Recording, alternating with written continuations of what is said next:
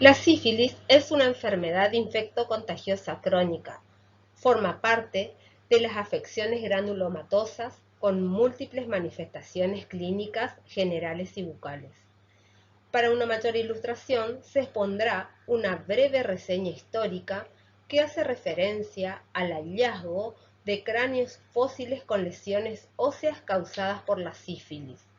Se ha demostrado que la enfermedad existe en nuestro continente antes del descubrimiento de América. Hasta no hace mucho se creía que los españoles fueron los que la trajeron a América. Se atribuye en cambio su difusión en Europa al contagio por los primeros españoles que llegaron de América. Se llamó debido a ello mal de los españoles. Más tarde, el ejército francés, que llevaba soldados españoles en sus tropas, la introdujo en Francia. Por eso se la denomina también mal galo. Más tarde se difundió a otros continentes. Esta enfermedad se difundió rápidamente en el continente europeo, teniendo además por curso severo, y esto se debió a la poca o ninguna inmunidad de los europeos. El vocablo sífilis deriva de Sífilus, nombre del pastor protagonista de un famoso poema compuesto en el siglo XVI por el médico italiano Girolamo Francastoro, en el cual describe admirablemente la enfermedad que padecía el mencionado personaje. Sífilis significa etimológicamente con amor. Debido a su propagación rápida entre los europeos, se la llamó también lues, que viene del latín lues, que significa peste. El hallazgo del agente productor por Chaudin y Haussmann en 1905 y el descubrimiento de Wassermann en 1906 con respecto a las alteraciones serológicas que produce el Treponema pallidum significaron un gran adelanto en su conocimiento. Mahony en 1943 introdujo la penicilina en el tratamiento de la sífilis. Esta medicación pareció acabar con la enfermedad, pero desde 1960 comenzó un resurgimiento de la misma que persiste hasta la actualidad. A pesar del nuevo auge de la sífilis, actualmente se ven muy pocos casos de sífilis adquirida tardía, como así también de la sífilis congénita. Digamos también que la introducción de la penicilina modificó la clínica clásica de la sífilis como si el treponema hubiera mutado sus efectos. Esto acrecienta más lo que se viene repitiendo desde hace tiempo en el mundo médico, que la sífilis es la gran simuladora de la medicina. También podemos agregar el viejo dicho, el que conoce sífilis, conoce medicina. La sífilis se encuentra entre las enfermedades de transmisión sexual. Es por ello que las formas de contagio son esencialmente venérea o sexual en un 90% de los casos. Por lo tanto, el contagio es genital y extragenital. La localización más frecuente es en órganos genitales externos y en el cuello de útero. También puede hacerse el contagio por contactos extragenitales. Se ve en un 10% de los casos y de estos más del 50% es bucal. El contagio extravenéreo es poco frecuente. Una de las formas de contagio más mencionada es el que se produce en los sopladores de vidrio que pueden contagiarse al pasar de boca en boca el objeto a moldear. Los odontólogos se pueden contagiar por lesiones activas bucales cuando no se cumplen las normas de bioseguridad. Por la misma razón, también puede producirse el contagio a través de las manos de parteros y ginecólogos. La nodriza puede contagiar al niño y este a la nodriza. El beso filial prolongado también puede ser causa de contagio. También puede contagiarse por falta de asepsia en vacunaciones, en tatuajes, en circuncisiones, etc. Más adelante, al hablar de sífilis bucal, estudiaremos en detalle las formas de contagio en esta localización. Otro medio de contraer la enfermedad es con el útero materno en el periodo fetal. El feto es solo infectado por la madre sifilítica a través de la circulación placentaria en los últimos 5 meses de embarazo. Esta es la sífilis mal llamada hereditaria. Lo correcto sería llamarla sífilis congénita. El recién nacido también puede infectarse en el momento del parto por lesiones recientes de la madre. En este caso, sigue el curso de una sífilis adquirida. La sífilis puede ser clasificada como sífilis adquirida por inoculación a través de la efracción de los epitelios y sífilis congénita por contagio materno durante la vida fetal. Estas, a su vez, y de acuerdo al curso de la enfermedad, puede ser clasificada como sífilis precoz y sífilis tardía. La sífilis adquirida puede ser desglosada de la siguiente forma. En sífilis precoz, donde a su vez vamos a encontrar al periodo de incubación, al periodo primario y al periodo secundario. Luego vamos a tener a la sífilis latente o asintomática y a la sífilis tardía, donde se van a encontrar el periodo terciario y el periodo cuaternario. La sífilis primaria consta de un periodo de incubación asintomático. Esta etapa dura de 2 a 3 semanas con variantes entre 10 y 90 días, previos a la aparición del chancro. Se pueden observar en ese lugar alteraciones histológicas consistentes en una reacción vesiculosa con infiltrados plasmocitarios y treponemas. Se suelen localizar en forma frecuente en órganos genitales, pero también puede ser extragenital. Sus características más sobresalientes son las siguientes. Puede ser único o múltiple, erosivo de color de la carne cruda, indoloro y de una dureza casi fibrosa. Pero a partir de aquí, todas las variantes son posibles. Pueden ser ulcerados, dolorosos y no indurados. La falta de induración se observa en caso de asociaciones microbianas. El chancro cura corrientemente sin ningún tratamiento, dejando una discreta cicatriz, por lo general antes de la aparición del periodo secundario. En ocasiones puede coexistir el chancro con lesiones secundarias. En el periodo primario la sangre se torna serológicamente positiva. Esto se puede demostrar con la VDRL, lo que ocurre por lo general recién a los 15 días de la aparición del chancro, con las reacciones serológicas específicas FTA o ABS. La positividad puede aparecer al cuarto día por medio de la inmunofluorescencia. Respecto a las manifestaciones clínicas del complejo primario sifilítico, vamos a observar al chancro duro o de Hunters, que es el chancro de inoculación. Es el sitio de entrada del germen. También se va a presentar la adenopatía satélite.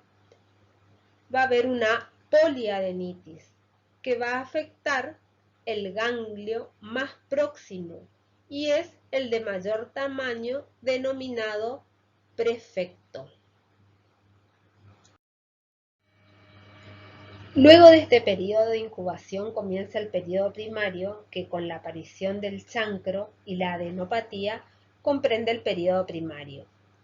El chancro típico es el llamado chancro duro o de Hunter, en homenaje a quien lo describiera claramente.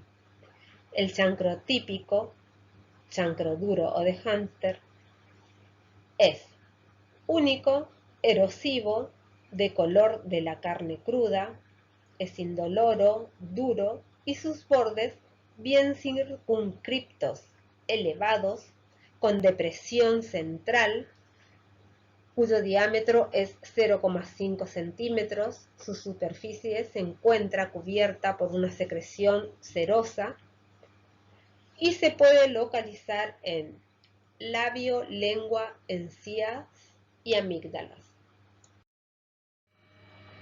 Las formas atípicas pueden ser erosivo, ulceroso, costroso, blando cuando está infectado por colonias bacterianas. Generalmente, en el mayor porcentaje de los casos, se presentan los chancros atípicos. Existen dos factores que modifican la típica presentación clínica, que es el sector topográfico donde se instala y la acción de antibióticos sobre el treponema.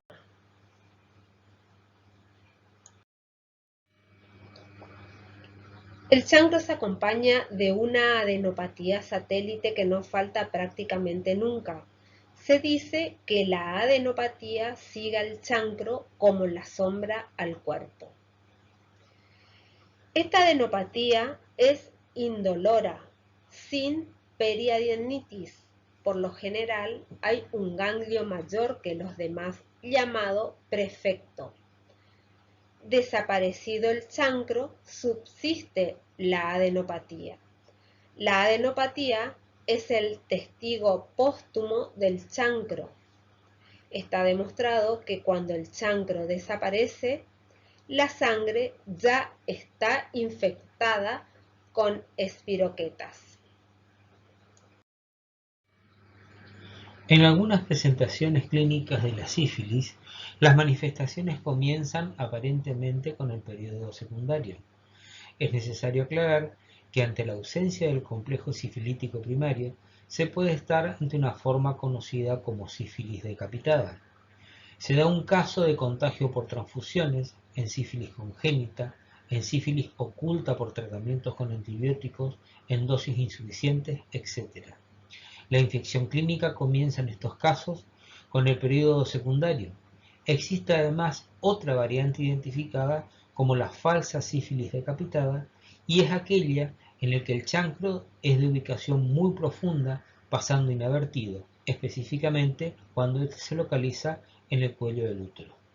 Por lo tanto, la sífilis adquirida precoz, específicamente en su periodo secundario, es la que se designa como la etapa en la que aparecen manifestaciones clínicas generalizadas de sífilis y se presenta entre la sexta semana y los 6 meses después del chancro. Las lesiones son muy contagiosas, involuciona sin tratamiento y dura aproximadamente 2 años. Es la reacción de los tejidos frente a la espiroqueta que es llevada por la sangre y por la linfa. Las lesiones contienen treponemas demostrables y en su mayoría se localizan en piel y las mucosas genital y bucal, aunque también se pueden observar en cualquier parte del organismo. Es importante considerar las manifestaciones de orden general observadas en el periodo secundario, que deben tenerse en cuenta durante el proceso de la confección de la historia clínica. Es decir, la morfología de los elementos cutáneos y mucosos, que de esta etapa es múltiple y variada. Coexisten eritemas del tipo exantemático, roceola, pápulas de distintos aspectos, lesiones vegetantes, alteraciones de las faneras, etc. También a nivel ganglionar se dan poliadenopatías casi constantes. Pueden manifestarse además alteraciones del sistema nervioso central, de las meninges auditivas. Todas curan sin secuelas y aún sin tratamiento. Las manifestaciones del secundarismo pueden ir acompañados de algunos síntomas subjetivos, como talalgias nocturnas, dolores óseos y articulares, ligero aumento de la temperatura, decaimiento, pérdida de apetito, entre otros.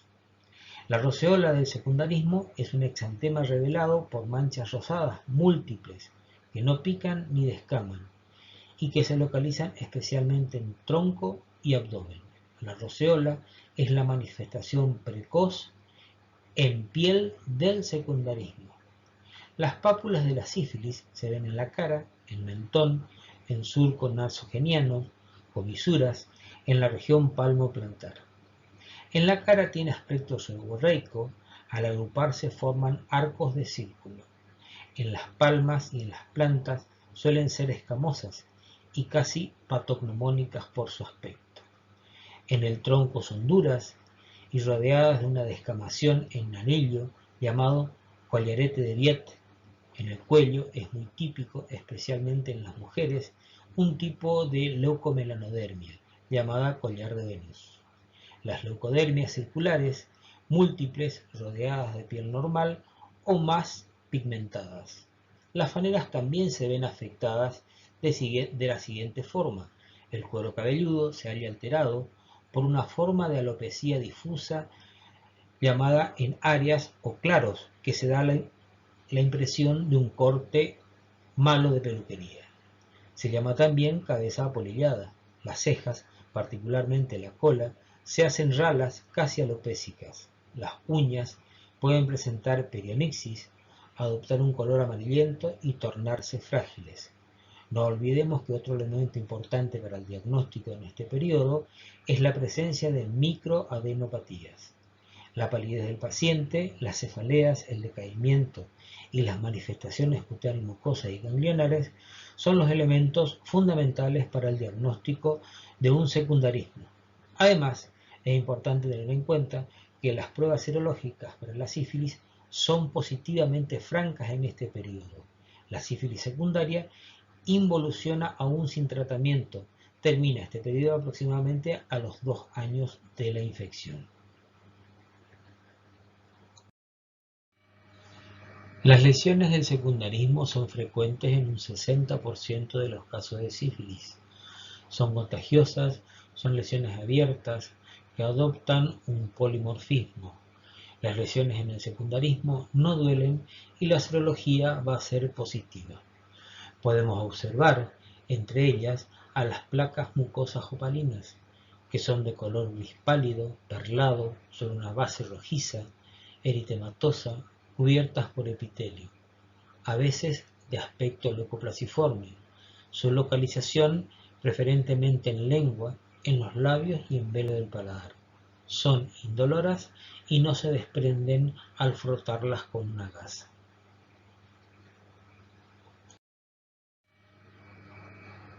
Otra manifestación clínica del secundarismo son las manchas rojas, que están constituidas por un eritema activo.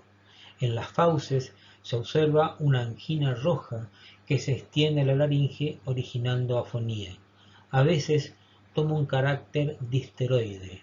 En ocasiones se ven manchas rojas circunscriptas, en particular en el labio inferior, que confluyen conformando arcos, dando una sensación subjetiva de quemadura. Clínicamente se manifiestan como una lesión eritematosa, circunscripta, que presenta una sensación de quemadura y que puede extenderse hacia la laringe generando afonía.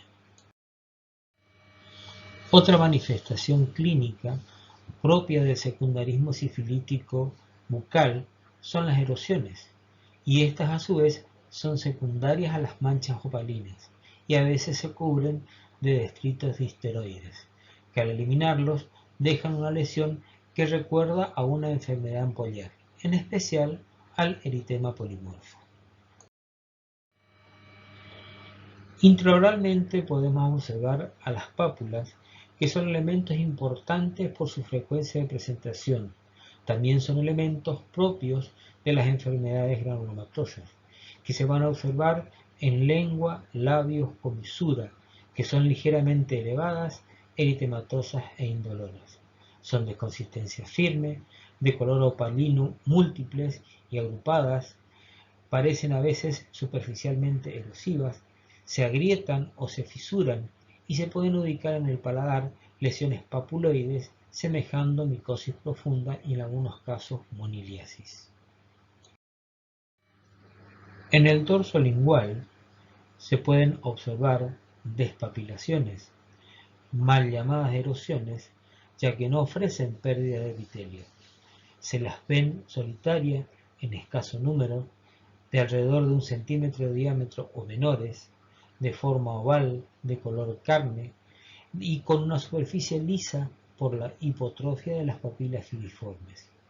También en los textos la van a encontrar con la denominación de lengua en pradera cegada, según Cornille.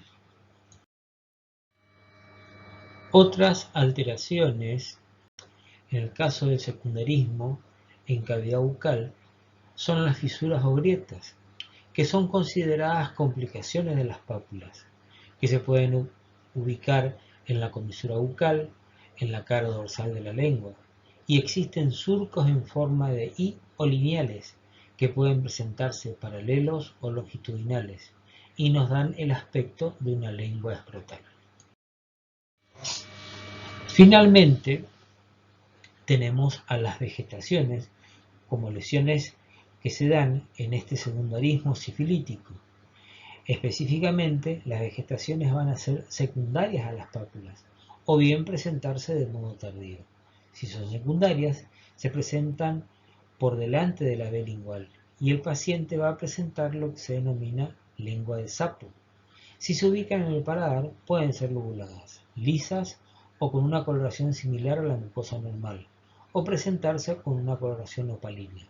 En el caso de las tardías, pueden aparecer a los 6 meses de aparición del chancro y pueden ser únicas, adoptar una coloración grisácea con una longitud que generalmente va de 2 a 3 centímetros por medio centímetro de ancho.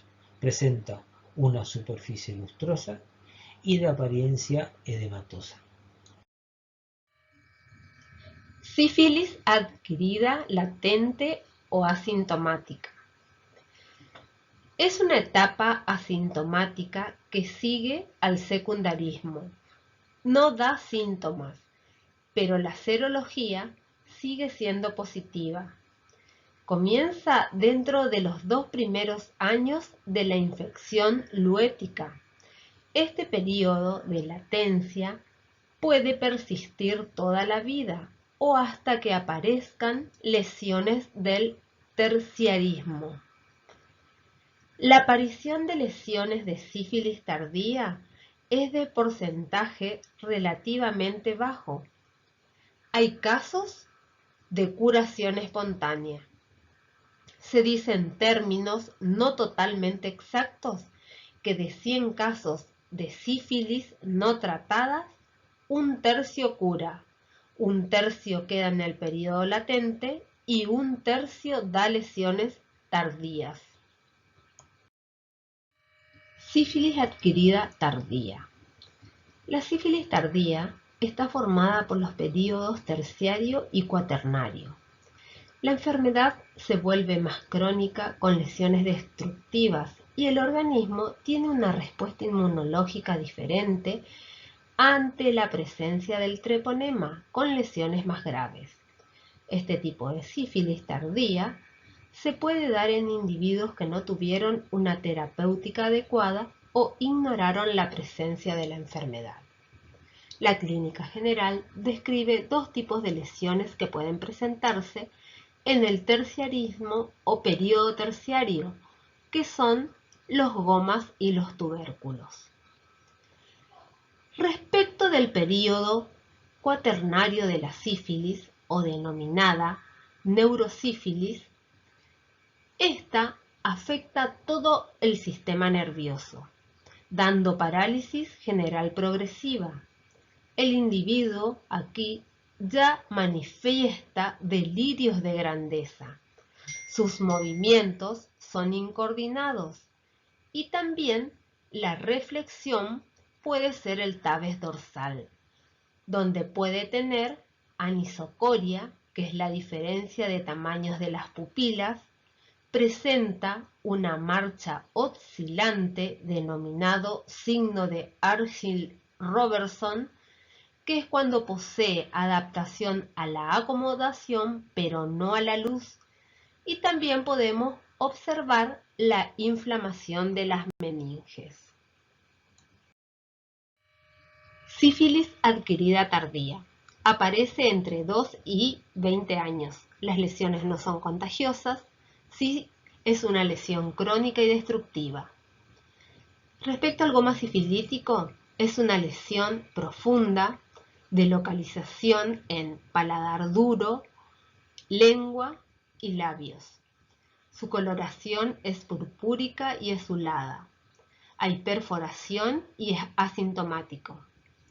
Con respecto a los gomas, asientan sobre tejido óseo y los destruyen. Pasan por los periodos de crudeza, reblandecimiento, ulceración y cicatrización. Generalmente se ubican en huesos planos, en el paladar, en la apófisis palatina del maxilar superior, también en la nariz y en la frente. Tienen una evolución rápida de 2 a 3 meses y su aparición ocurre entre los 10 y 15 años de iniciada la primoinfección. Tubérculos sifilíticos. Son raros, de ubicación en velo del paladar, labios y lengua. Son sólidos y pequeños. También se ulceran. Los otros elementos que conforman la sífilis tardía son los tubérculos, con una infiltración de tipo granulomatosa. Son elementos duros que se agrupan formando arcos de círculos que se necrosan, se ulceran y se van extendiendo por sus bordes y se localizan generalmente en miembros inferiores o a nivel facial en el tercio medio o también en el cuero cabelludo. En este estadio, las pruebas de laboratorio en cuanto a la serología van a ser negativas. Respecto a la esclerosis sifilítica, se presenta en lengua. Es una esclerosis superficial, dando la lengua glaseada o de vidrio. Hay zonas despapiladas rojas o blancas de forma redonda u oval. También hay esclerosis profunda que afecta al músculo y lobulaciones duras. Estas lesiones se ven en la parte media del dorso de la lengua. Hay una forma superficial denominada lengua glaseada o de vidrio. Se observan islotes rojos o blancos, despapilados, duros, brillantes, redondos y ovales, únicos o en escaso número que a veces se fisuran o tienen surcos. La forma profunda de la esclerosis afecta al músculo y se presentan como lobulaciones duras de color rojo o blanco. Sífilis congénita. Habíamos dicho que podía ser precoz y tardía. El contagio puede ocurrir en el 5º mes de embarazo por vía transplacentaria. Las manifestaciones clínicas de la sífilis congénita precoz se evidencian o se presentan desde lesiones que pueden ser observadas desde el nacimiento hasta los 2 años de vida. Podemos tener un pénfigo denominado sifilítico, donde se observan lesiones ampollares en las palmas de las manos y las plantas de los pies. Además, van a estar afectadas las fosas nasales, a lo que se lo denomina coriza o rinitis. Hay presencia de una hepatoesplenomegalia. Estos signos pueden presentarse al 3er mes de vida. No se observa el chancro, sí lesiones cutáneas que son las ragadías o surcos de Parrot, de ubicación en zona peribucal. Hay también presencia de condilomas y pápulas. Tenemos el signo de cisto, que es cuando el recién nacido tiene afectada la laringe, tiene un llanto desgarrador y la serología es positiva. La sífilis precoz, entonces inmediatamente después del nacimiento, la sífilis tardía se manifiesta años después de haber nacido. En el caso de la sífilis tardía, no ocurre antes de los 2 años. Tiene elementos similares a la sífilis terciaria, como son los gomas y los tubérculos, y podemos observar la tetrada de Hutchinson, donde vamos a tener la presencia de queratitis intersticial, sordera bilateral, hidrartrosis bilateral de rodilla y alteraciones dentarias. Sífilis congénita precoz. Vamos a observar ragadías o surcos de Parrot, lesiones óseas como la osteoperiostitis dolorosa en la zona de canino y premolares inferiores. Las lesiones cutáneas peribucales conocidas como surcos de Parrot son cicatrices que convergen hacia las comisuras. Es el estigma característico prenatal. Las lesiones óseas, de preferencia en el maxilar inferior, son dolorosas acompañadas de temperatura. Produce movilidad dentaria con fístulas y supuración. Sífilis congénita tardía. Vamos a observar queratitis, sordera, nariz en silla de montar y frente olímpica.